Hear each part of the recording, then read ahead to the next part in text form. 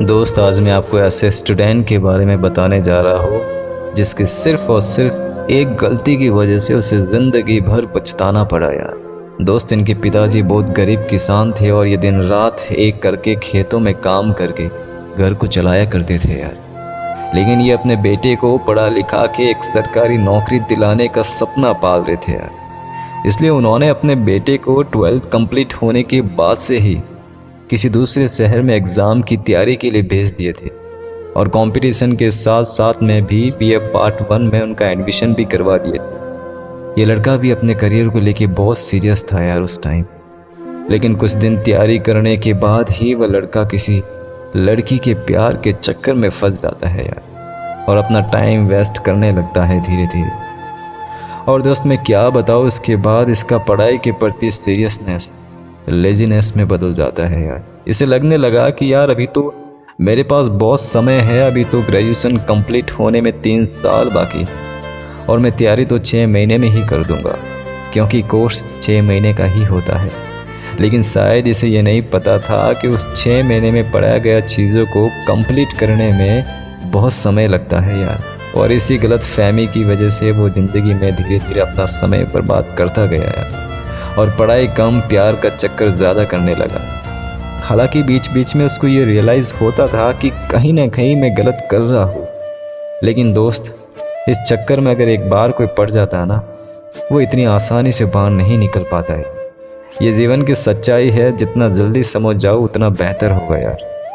ये लड़का इस तरह अपने जीवन के 3 साल ऐसे ही बिता दिए और अभी तक ये क्लास के चक्कर ही लगा रहा था यार। दोस्त, भले ही सच्चाई से मुंह मोड़ लेते हो, लेकिन एक ना एक दिन आपको ज़रूर समझ में आता है।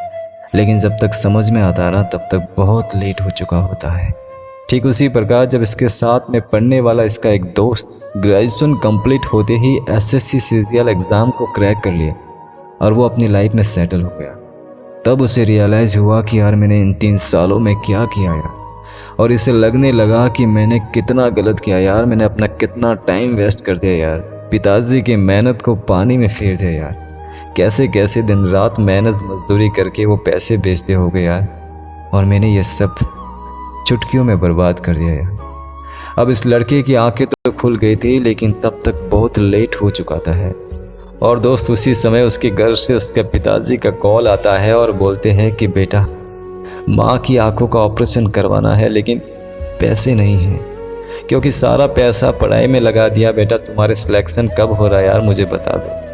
तो दोस्त, ये लड़का कुछ नहीं बोल पाया क्योंकि ये लड़का इन 3 सालों में पढ़ाई के अलावा सब कुछ किया था यार, सिर्फ पढ़ाई ही नहीं किया था।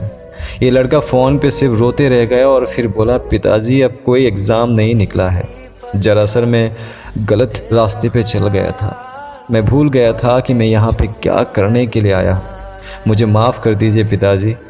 दोस्त, इतनी बात सुन के इनके पिताजी शॉक हो गए और सोचने लगे कि मैं ये क्या सोच रहा था और क्या पाया।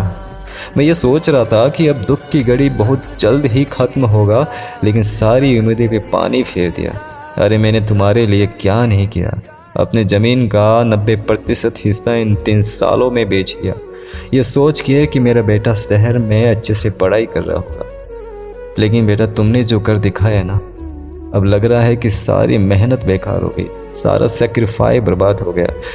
अरे बेटा, सोचो उस माँ पे क्या बीतेगी जो माँ अपनी आंखों का ऑपरेशन नहीं करा रही थी, बोलती थी कि जब बेटा सेट हो जाएगा तब मैं ऑपरेशन करा लूँगी।